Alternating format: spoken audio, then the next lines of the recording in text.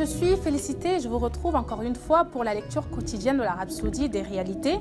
Et le thème de ce jour, c'est « Que sa justice règne à travers vous ».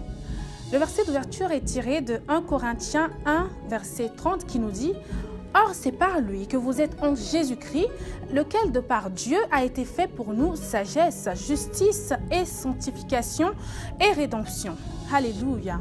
Parce que Christ nous dit plus loin, la justice est l'expression de la volonté et de la nature du Père.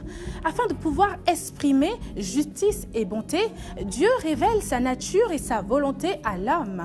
Il est le juge et par sa véritable nature, il décide ce qui est bon ou mauvais, ce qui est vrai ou faux. Par conséquent, sa révélation de lui-même, sa nature, son caractère et sa volonté est l'expression de la justice. Gloire à Dieu. Au temps de Moïse, les Israélites devaient lire la loi pour savoir ce qui est bon ou mauvais. Mais cela n'est pas pour la nouvelle créature en Christ que nous sommes. Dans Jérémie 31, verset 33, le Seigneur dit « Je mettrai ma loi au-dedans d'eux, je l'écrirai dans leur cœur. » Alléluia. Ceci s'est déjà produit pour nous en Jésus-Christ. La justice est désormais dans nos esprits, gloire à Dieu. Romains 8, versets 2 à 4 nous dit « Car, chose impossible à la loi, parce que la chair la rendait sans force, Dieu a condamné le péché, son propre Fils, dans une chair semblable à celle du péché. Et cela afin que la justice de la loi fût accomplie en nous. » Gloire à Dieu. Aujourd'hui, non seulement Dieu a fait de nous ses justes, nous convoyons aussi sa justice. Nous dévoilons et exprimons sa justice. Les gens du monde doivent vous regarder, me regarder et savoir ce qu'est la droiture. Alléluia.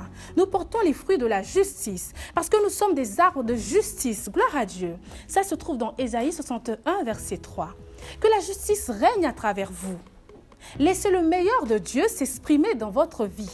Décidez que la vie de Christ sera pleinement exprimée à travers vous et que vous serez efficace dans l'accomplissement de son dessein sur terre.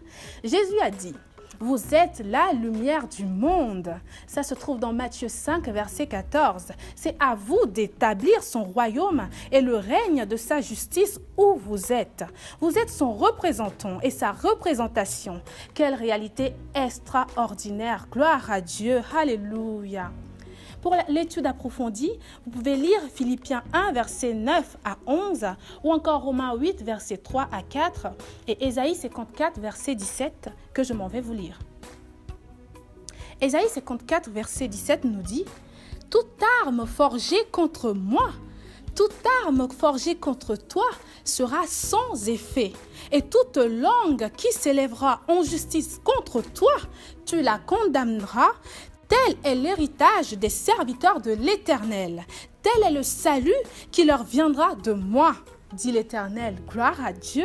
Alléluia. Prenez cette confession avec moi. Répétez avec moi, s'il vous plaît.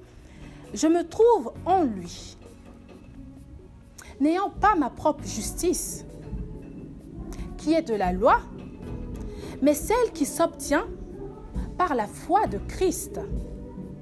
La justice qui est de Dieu, par la foi.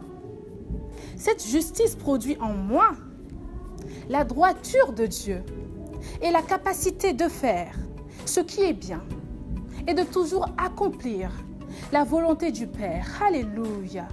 Amen. Merci d'avoir suivi la Rhapsodie de ce jour avec moi et je vous retrouve la prochaine fois pour une autre lecture de la Rhapsodie. Bien à vous, soyez bénis. Nous espérons que vous avez été bénis par le message du jour. Si vous n'avez pas encore fait de Jésus le Seigneur de votre vie, vous pouvez répéter cette prière avec moi. Père, je viens à toi maintenant au nom de Jésus.